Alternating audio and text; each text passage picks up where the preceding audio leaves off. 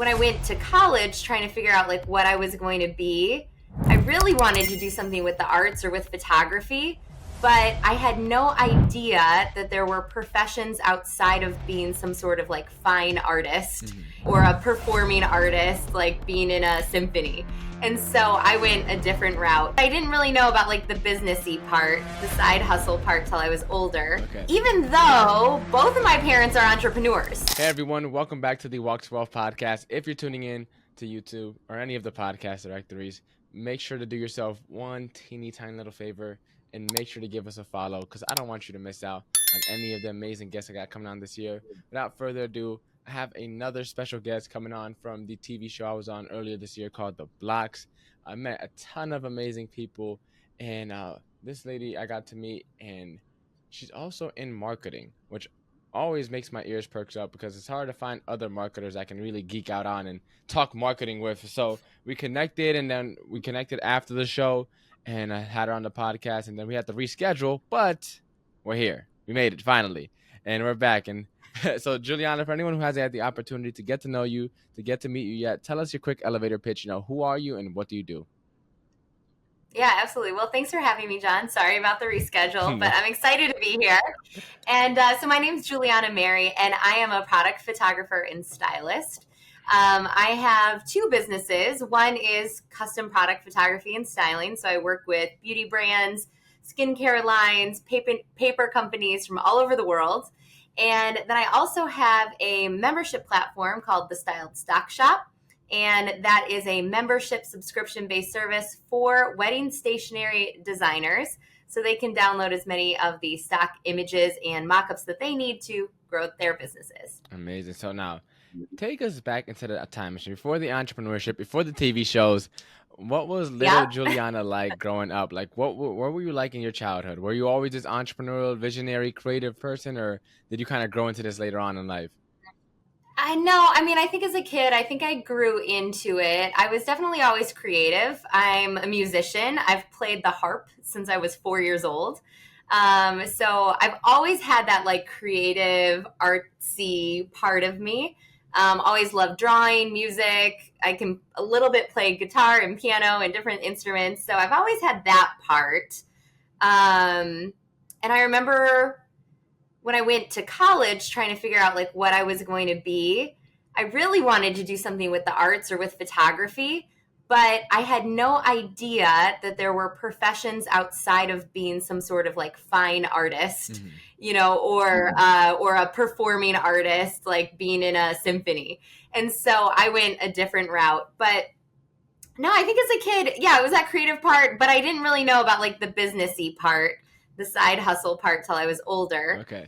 Even though both of my parents are entrepreneurs. So I should have known, but it just really wasn't in my like awareness. No, that makes perfect sense. Quick question, but like, how does one get into the harp? Like, I've heard guitar, piano, like flute, clarinet, maybe saxophone. How do you get into the harp? Okay, so it's like a family legend, like a history.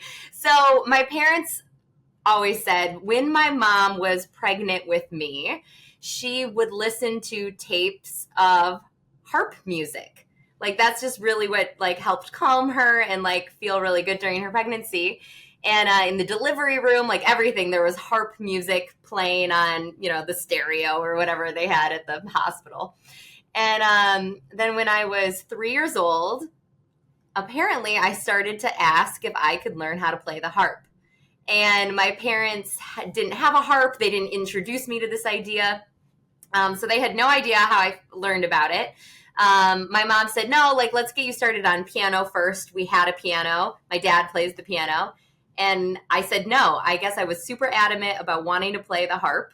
And they said, if you're still interested when you're 4, we will get you into lessons. And I was still interested. So they got me into lessons as a 4-year-old, which is crazy to me because I have a 4-year-old and I wouldn't take anything she says that seriously.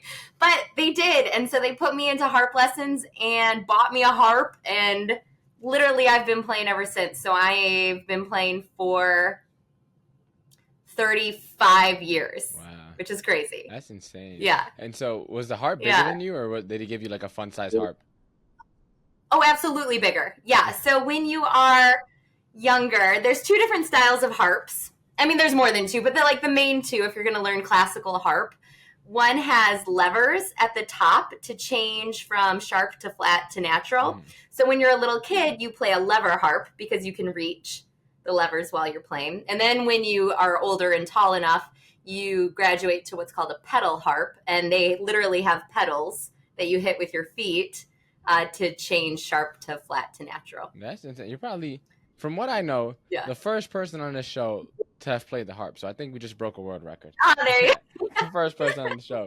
So, all right. So you played lots of instruments growing up. You're very musically gifted, very creative. Then what was your thought process in high school before you went to college? What was your reason? So like for me, like I also similarly, like I grew into the entrepreneurial side. Like my head space, like going into college was like, all right, I feel like it's a scam, but I literally don't know any other route in life aside from just going to college because that's all they push in high school. And so I was like, well, I'm not going to also screw myself over. So I'm not just going to not do anything. So I went to college, and then the pandemic happened. The whole story just took a complete 180. But leading into college, it was like, well, I don't really know what I'm going to do, and I don't also want to do nothing. So I might as well just go. It's like, what was your thought process like going into college? Because you were already really good when it came to like music. Well, I was good at music. I was a very mediocre student. I mean, like B's, C's. I mean, very like just was having a good time. You know what I mean? Like I was a good kid, but I was just kind of floating around. I didn't really know what I was supposed to be doing or not doing, and it's just having fun. And all my friends were going to college, and like I didn't know there was an option not to go to college.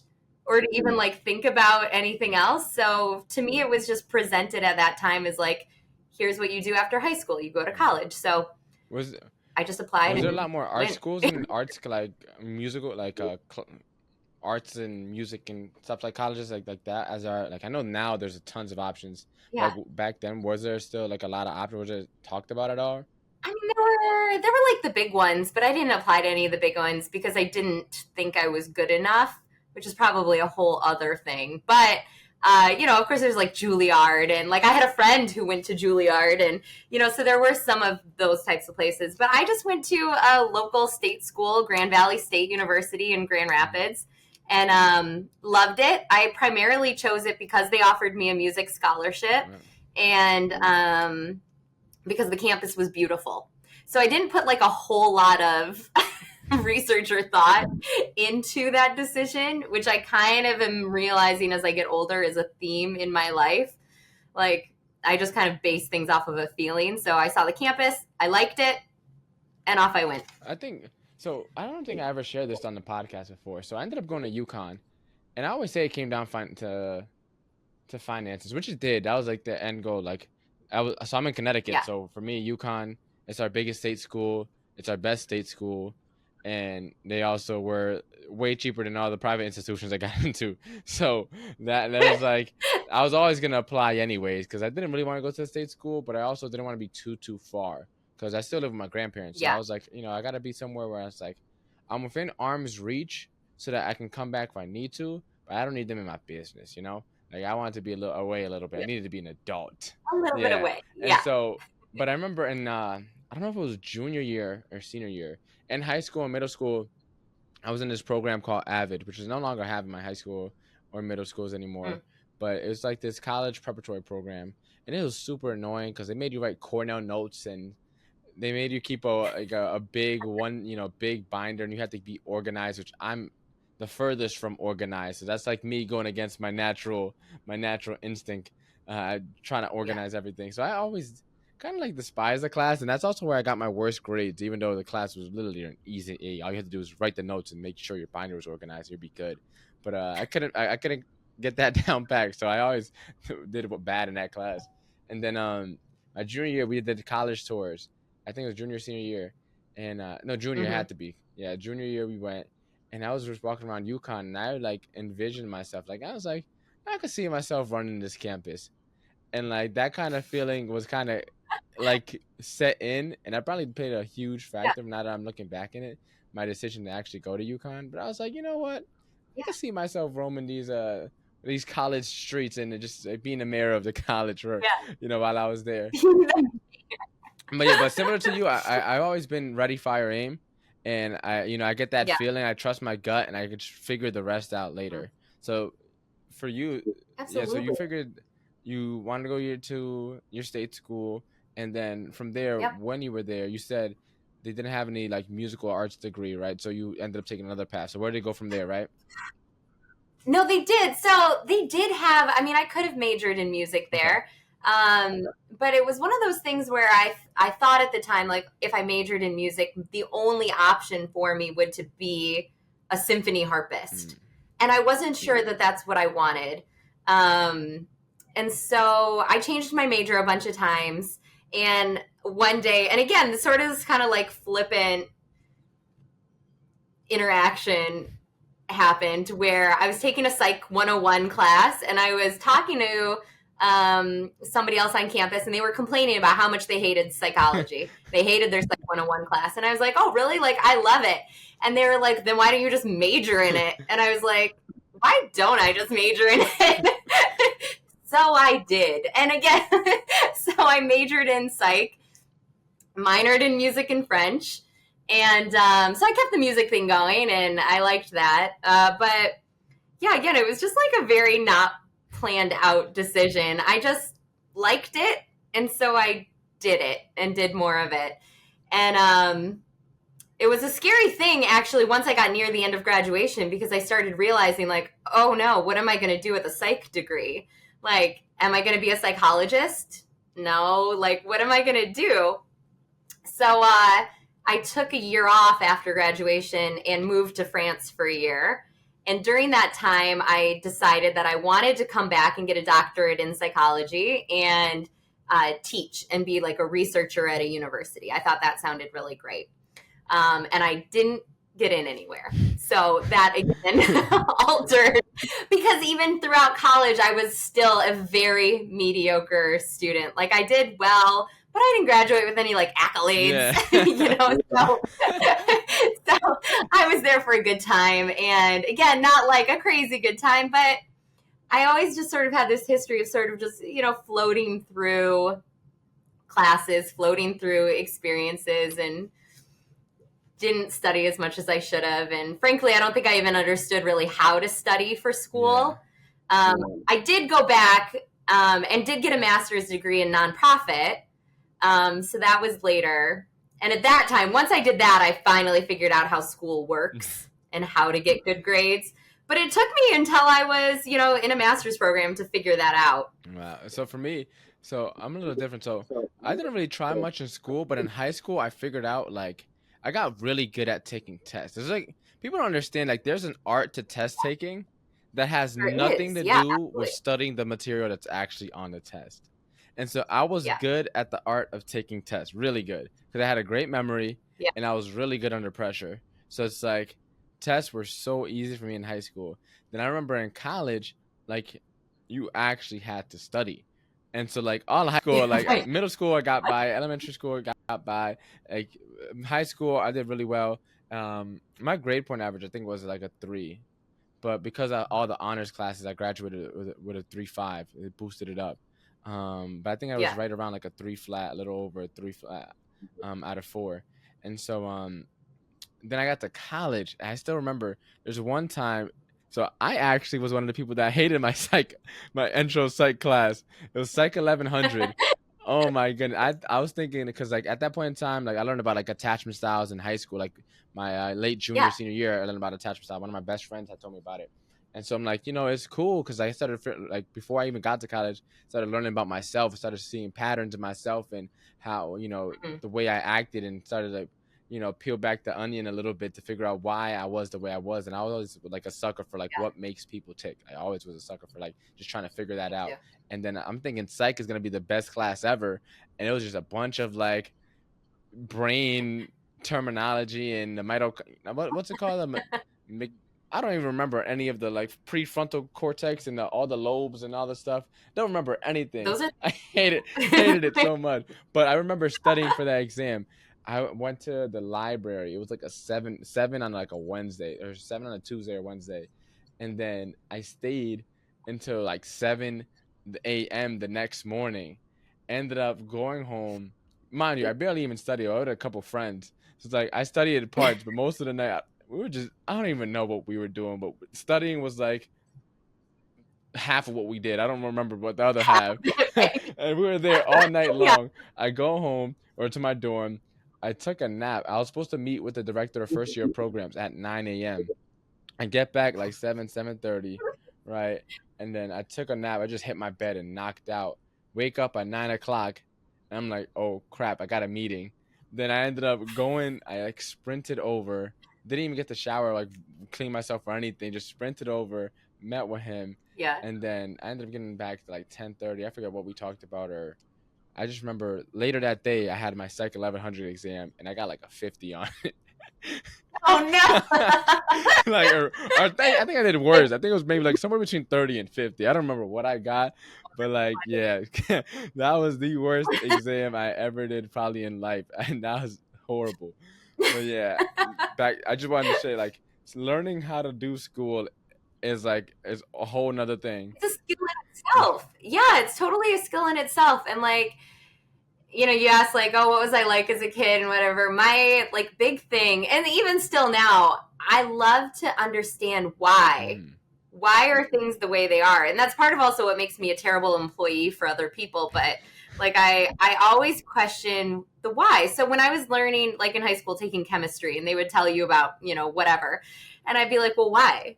Why does that, why when you put those two molecules together or whatever, obviously I didn't do well in chemistry, but when you put those things together, why does it do that? And they were like, that's not the point. Like, you just need to know that it does. Yeah. So And for me, that took a long time to learn that, okay, in school, you just need to remember what it is they're telling you, and that's it.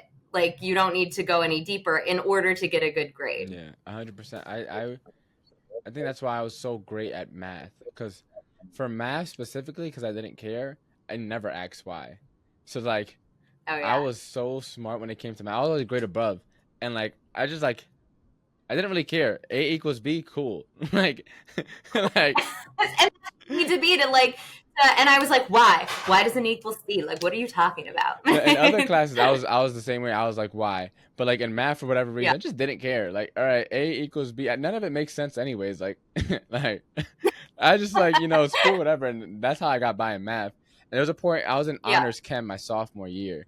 I was a grade above in science as well, and so I was in honors chem, and then I dropped out. And so when I went to like CP Chem for like a good like 2 month period, I was just like Albert Einstein in that class because honors is so much further ahead than CP. So like when they were going Yeah. through all the stuff that we covered like first month of school, it was already December and they were just now covering. And so it's like, Right. even though I was failing, failing honors chem, I got into CP and I turned into a genius very quickly. Killed Yeah, it. instant A for like the first two, and then we finally caught up. And then I was like, Yeah. I don't know what any of this stuff is. I don't. But yeah, and so I wasn't listening at that part. Yeah. all That's right. funny. So to bring us back a little bit, so you went to France, right? Yeah. Boom. You decided to go Yep. back into get your master's in or go back A nonprofit. nonprofit. Where does your Yep. journey? Did you ever go in corporate at all? Like, did you ever get into the corporate? All Yeah. right. So what was that like? Yeah.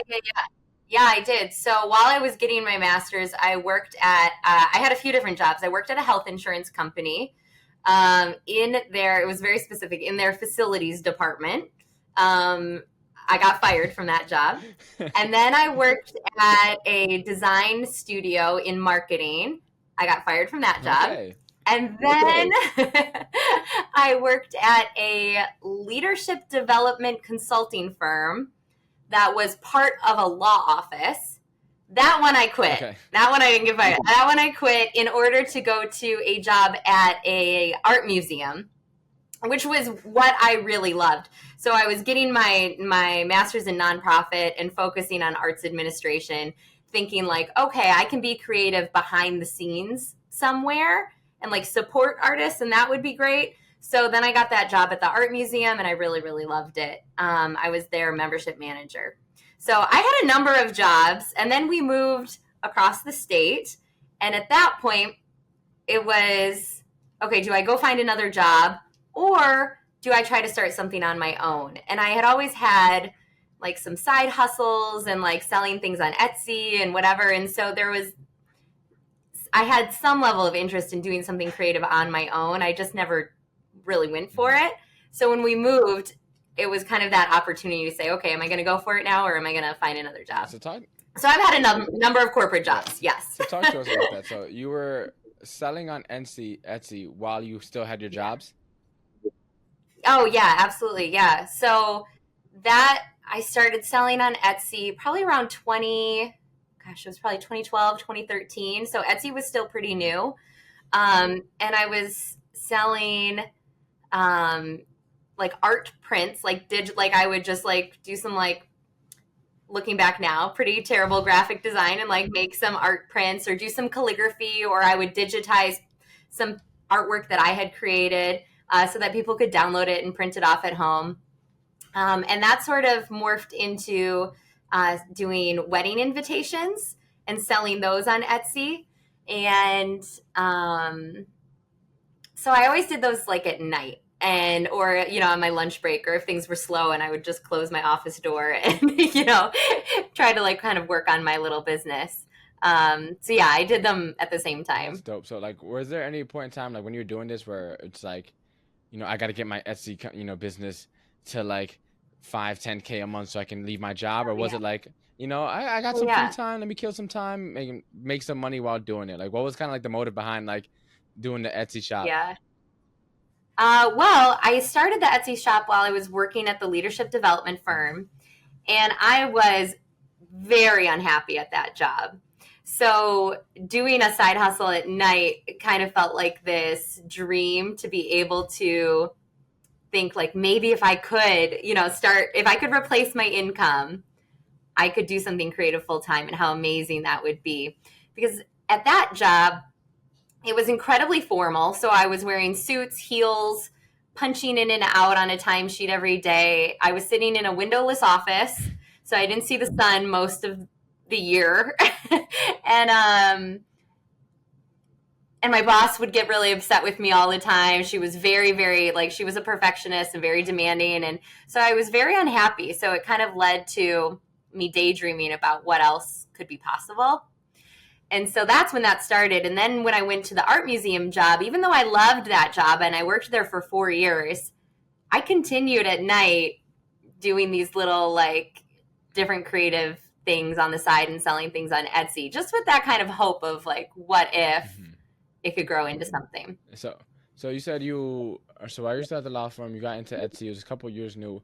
Was there like any like Etsy courses available online that you purchased to kind of get you like, well, first of all, how did you even realize that was an option, like to sell digital stuff on Etsy? I don't remember. I remember when Etsy first started, I mean, it was very like focused on like makers.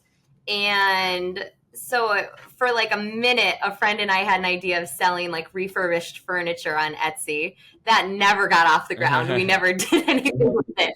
But so I was familiar with Etsy as like a marketplace. And I must have seen somewhere that like digital downloads were a thing. But I don't remember like the specific moment. But no, there were no courses available at that time for sure. No. Yeah, no. Looking back, oh my God, if I had started one, I'd be like retired by now. But especially during the pandemic, you would have definitely. That would have been a nice time to have an Etsy course right there, because no one else had anything to do. I remember one of my first entrepreneurial hustles was during the pandemic. One of my boys, so he was like, John, he knew a lot about cars, and so and I had just gotten a lot of money back from my college refund because I didn't have to pay for room and board anymore because we're in the pandemic. And so I gave him $2,000 and he bought a car. I forget what car he bought. And then from there, he ended up selling the car, lost $200 on it, used that money to buy another car, and then sold it for, I think, $2,000. So I ended up getting his $200 back. Or I think he sold it for $2,200 and we made $100 each. I forget what it was. And like after that, I was just like, like, We're not doing this anymore. Like that's not Cars, that. not that. Yeah. I mean, it can be if you get like the right types of cars. I mean, I've met people through the blocks actually who like will. Oh gosh, how did he explain it? So basically, when like drug dealers are going to prison, Yeah. they have all these fancy cars that they need to like get rid of, like big, like high level drug dealer. And so he would go in and buy the cars from them at a really, really low price and then flip those. So they were like luxury brands. Sheesh. And he made a multi-million-dollar business doing this. And then he said he got out of that because it actually got quite dangerous, like meeting with these Yeah. people and like being part of their network. So he had to get out of it. I would only imagine then making money, and then you just become the next target. Like, hey, he's making all Right. this money. Well, I Yeah. I have a new business idea, and they're at the center of it. Yeah, you're at the site. Yeah, exactly. Yeah. All right. So to come back a little bit, so you ended up moving, and Yeah. you're looking for a new job, and contemplating like, all right, do I get a new job? Do I keep it going with this business thing? When did it Yeah. transform into like what you have going on now? So it was a bit of, I don't know if it was kind of luck, really. So I thought I was going to be a wedding stationery designer. I liked painting, I liked doing calligraphy. I had done a few weddings, creating, like their wedding invitations. And so I thought that was the way it would probably go. But what I saw was there wasn't a great way to get the images I needed to market my business on Etsy or on my own website. And so you could pay a photographer, but most photographers that I was finding didn't really know how to photograph like paper. And there were, so if you're familiar with with mock-ups, a mock-up is just a blank product that you can then overlay your design onto. And there were some mock-ups out there in the market, but not a lot for wedding stationers. And so I started thinking like, okay, maybe I can make my own mock-ups. Maybe I can take my own photos. So I started just with my smartphone, laying out what I thought looked like a beautiful scene, taking a picture of a mock-up. And then I was like, okay, let me put this on Creative Market. Let me put it on Etsy. Let me see if anybody else also needs these types of images. And those started to sell. And so that started kind of snowballing. And then at one point, people were like, hey, like, we need higher resolution images. Like, are you taking these with a cell phone? And I was like, yes.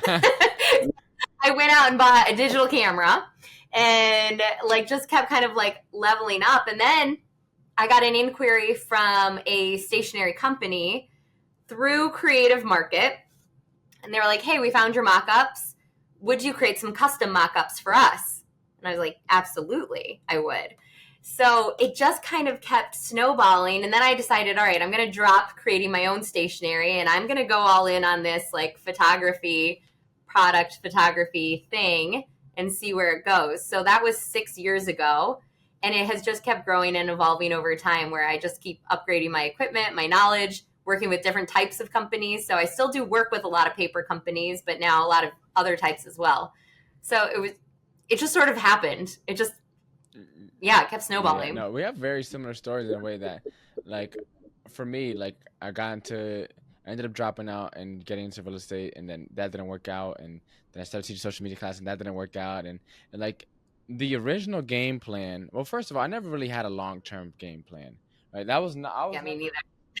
I was never really the long term type planner, and not because I think honestly for me I think long term plans are overrated, especially after the pandemic, because no one can tell what's gonna happen, and so I feel like Yeah. anyone that tries to say, "Oh, you have to have your 20-year vision," it's like, you tell me what you were thinking 20 years ago, and then ask me if that makes sense, because like a lot of Yeah. times we change so much within just a year alone. And so Oh, absolutely. I do think, and there's a quote I love. It's like, not.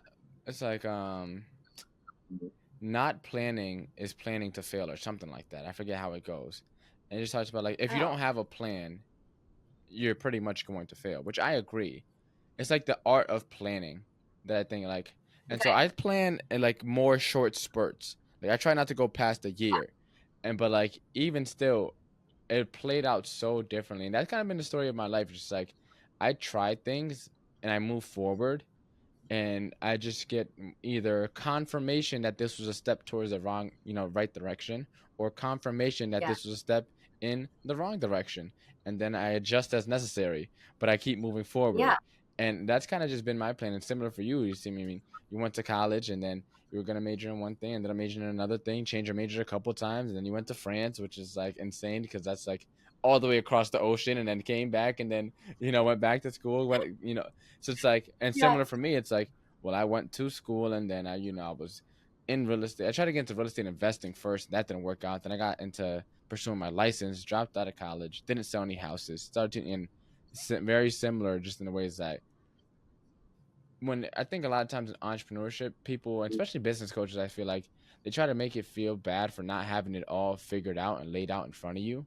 But I don't think the Mm, path always has to be that clear. And if honestly, I think it's been more fun the way that's gone so far. Like, of course, like I would have loved to like have a more like straight line trajectory, right? And not just like kind of be bouncing sure. everywhere. But it's like it's been a lot more fun because I've picked up things along the way and I've met amazing people along the way that have helped me get to the next level and the next stage and the next season of my life. So like for you Yeah. to ask you kind of to bring it back to you, it's like what reflecting now, like Hmm. bouncing around, right, and not having like a one clear straight trajectory. Like the people who are like, I'm going to school and then doing this and then doing this and I like do you ever what were your like thoughts like in the middle of it? Like did you ever feel lost at any point in time, or like just like you have no Yeah. direction, and like what was it like reflecting back now, you going through the journey that you got through to get to where you're at now? Sorry, very long-winded Uh, question, but I was trying to figure out how to word it. no, that's okay. Yeah, yeah. No, I mean, I definitely am a little envious of those people who have always known they wanted to be and then they go out and they be that thing. But like I have a friend who's a neurologist, and in high school he was like, "I'm going to be a neurologist," and he didn't stop until he became one, and now he is one, and it's great. It's what he wanted to do. But um, when I look back, all of the decisions that I've made, or things that I've pursued, or jobs that I've had, help me now in this new thing that I'm doing. So, like majoring in psych, I mean, if I love having that understanding of like how the human brain works, and like I think it's really important to marketing successfully, or like what makes an appealing image, or how can I help a brand with their visual aesthetic. Like I can bring that back to the research based scientific psychology stuff that will help them grow their brand. And so like that's fantastic. And again, like working at a leadership development firm, I got very comfortable with public speaking. Working at a design firm, I learned about good design. So there were all these things that like working together help me now and help me serve my clients really well. But I think that there are different types of people in the world. There are those people who look 5, 10 years out and they know exactly what they want. But then there are people, I think like you and me, John, and like we kind of just follow our gut and like what feels right at that time. And I remember even people in high school would ask me, it's such a common question, like an interview question or college application question: where do you see yourself in Mm-hmm. 5 years? And I never had an answer. I still don't have an answer. I have no idea where I'll be in 5 years. And I think that's kind of more beautiful because it gives you the opportunity to say yes to opportunities as they come up and not be so rigid in your thinking of what has to be. You can explore new opportunities without like feeling like you're letting go of some other vision. You Yeah, I get to think a just lot of have fun people with it. kind of block a lot of their blessings and opportunities because they're so hard set on one thing working out. And like I can be On one very thing. stubborn at Right. times, but I've been stubborn at the wrong times and been stubborn at the right times. Mm, And like when it came to being stubborn in terms of like how I planned it all to work out, like I wasn't very stubborn. It hurt a little bit because you have especially when you have like high aspirations. Like year one, like of me being in real yeah. estate, I thought I was gonna be the hottest thing that ever came out, like revolutionizing the real estate industry in Connecticut. Is I live in a very old money state. I think the Yeah. Northeast in general, but Connecticut is, one of the older states. It's like a lot of old money here, and so it was one of the things. Like, Yeah. I'm young, getting into the game. I'm hungry. I'm energetic. I understand social media, and like these old folks are not gonna know what hit them when I got into the industry. Like, that was the mindset I was coming in with, and it was a bit of an ego hit for Yeah. me personally. Like, that I had to get over. It's like it was tough at some point, 'cause having something that you're working so hard towards not work out, and not only not work out, but then you're Mm-hmm. pivoting, and then after a while it's like, damn, like Mm-hmm. nothing is working out. Like, I tried this, I tried this, I tried that, and like nothing at all is working out. But then at the same time, when Yeah. something does work out, like if I was telling you before we press record, how literally the day after recording this, it's June 19th, so it's exactly 1 year since I quit my job. Yeah. Like, that morning when I launched, and I seen my, I had opened up the cart, and I just seen the orders coming into people enrolling in my course. Like, that was one of the most surreal moments of my life. Like, that memory, that experience, that feeling, I will never forget that ever. Because that's when, like, I was really able to start going all in on my business. That's when I knew, like, all right, all this work wasn't for nothing. All this work actually was Yeah. for something. Like, I could actually make real money doing this. Like, that gave, after all those failed Yeah. attempts, it gave me that, like, that affirmation, like, yeah, John, you are on the right track. And that's kind of what helped drive me. And then this year, that's probably been the toughest year ever, because, like, after I quit my job, well, there's nothing but me now. And so it's like this whole first half of this Right. year has been extremely tough because it's only me. And then my launch that I did in the beginning of the year, it's just like there's like high moments, there's low moments, and the lows are awful, like almost depressing at some points. But then the high, it's like almost like blissful. Like, it's so night and day different. So, like, let me ask you, like, for you, how have you been able to like manage those Yeah. highs and lows of entrepreneurship? And so what do you do, like, when you're high, to make sure you can stay up there as long as possible and enjoy and get that momentum and keep it going? And then when you're, down low, how do you get out of that hump to get back into the flow and things? I'm going to be honest with you. I have answers, but they're not true. The truth is I haven't learned it yet. It's something that I'm very aware of and that I'm actively trying to manage, but it's the same feeling that you have. I mean, I have a super similar story where I did an Instagram live where I like sold my styling and photography service at the end of it, and people started like Venmoing me money to book me, and I was like, oh my god, this is like a real business. Like, I can do this. It was so validating, so exciting. And but those highs and lows are very real, and so like I'll have months where it's like, like a 20K month, and then the next month it's like $500, and you're like, oh shit. Yeah. Because those 20K months happen, and like you think this is it. Uh, Like, I have I made it. This is, I am riding easy from now on. And the very next month, crickets. And you think, okay, I got to go out and get a job. Like, this is terrible. No one's ever going to book me for anything again. And yeah, I wish I had a good answer for what I'm trying to just remember and like hold in my heart, like that feeling of those really good months and knowing that they will come again.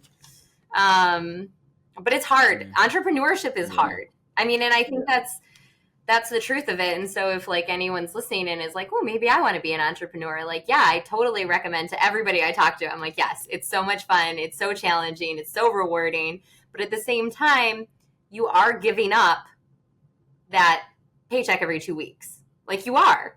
And you have to be okay with that and being able to remember that those yeah. highs will come again. I love it. I don't know. No, Has it's a anybody perfect given you answer, a good because, answer? and I was gonna follow up and say, like, because I haven't, and like I'm an extremely, and I'm pretty sure you are, just like based off like how your energy feels, like a very optimistic person. You feel like you're someone that's very positive. Okay, Generally. I'm Yeah, like generally. naively optimistic. Someone I sometimes like. I'm not optimistic to a fault sometimes. Yeah. And like I said, this year has been the toughest year, and all that personal development, Mm. motivational stuff goes completely out the window once you're actually in the thick of it. Like when you're Gone. really in the Yeah. thick of it, Gone. all that stuff goes out the window. Oh my, it's crazy because like for 2 whole days this year, like in the beginning of the year after my launch, like and it wasn't an awful launch. Like it was not a launch. It's just that my pitch didn't go well, and so I had zero Mm. people enrolled on day one. I ended up getting 7 people enrolled by the end of it, and then so I think that launch was like a 17.5 launch. Was not awful. It's just that the day that I pitched, no one bought, and so like for that Monday and that Tuesday, Yeah. Wednesday, I don't think the first purchase I think came in that Wednesday or Thursday because I had it open for a enrollment for a week, so I didn't think get my first order I think until like that, yeah, Wednesday or Thursday I think I got was the first one. So that Monday and Tuesday I had no one buy Monday when I pitched, and then I had no one buy Tuesday. I was Yeah. so miserable. Like, oh my god, it was awful. Yeah. It breaks your heart.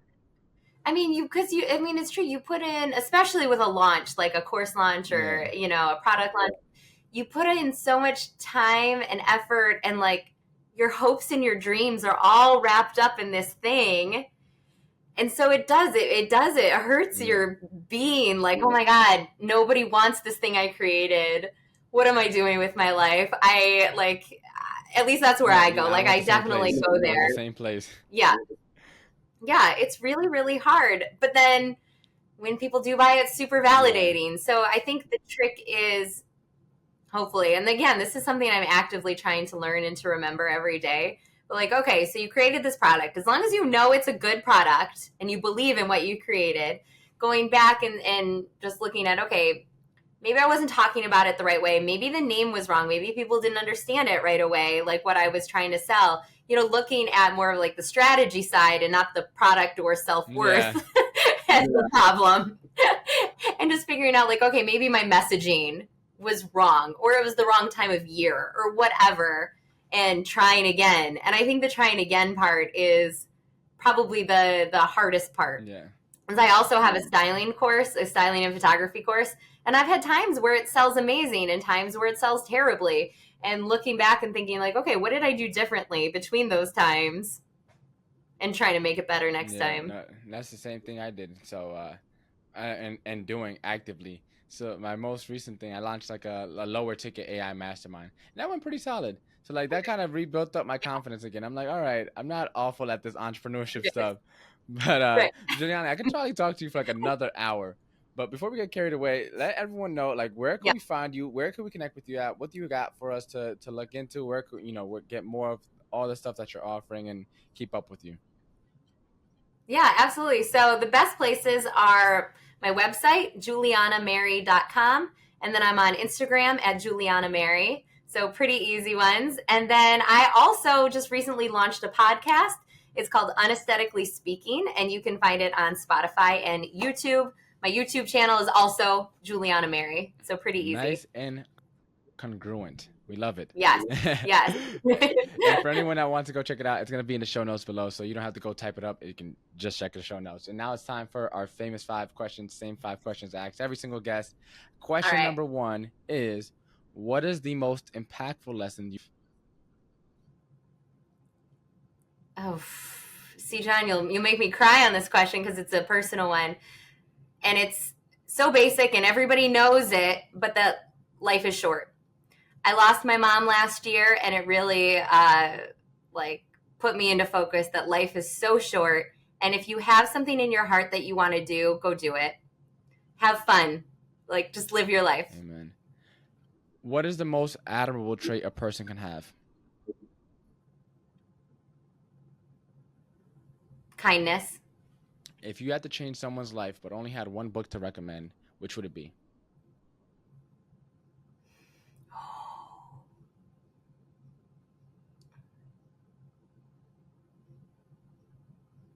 It's kind of a cliche one, but you are a badass. Oh, Joe is it Joe something? Sincero? Jen Sincero? Yeah. Jen, I think it's Jen Sincero. I think Sincero so. is your last Yeah. name. But yeah. What is the legacy that you're working on leaving behind? I have 2 little girls, and I want them to grow up knowing that as women, they can do whatever they want. And for anyone that wants to embark on their walk to wealth today, what is the first step you recommend they take?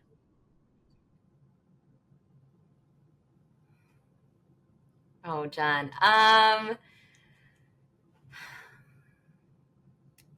Get clear about what wealth means to you. Is it money in the bank, time, freedom, travel? What is friendship, relationships? What actually is wealth to you? And then you can pursue it more clearly. Amazing. So that's all for our podcast, Juliana. Thanks again for taking the time out your day. Thanks again for hopping on and for staying in Oh, touch, my pleasure. post blocks. And looking forward to staying in touch after this podcast and checking yours out. Congrats on starting your podcast. Now you just got to make sure you don't Thank pod you. fade. So I'm definitely I'm gonna try to keep you accountable because as you probably may have heard, only about 90% of podcasters, 90%, yeah, about 90 fail before they reach episode like 10.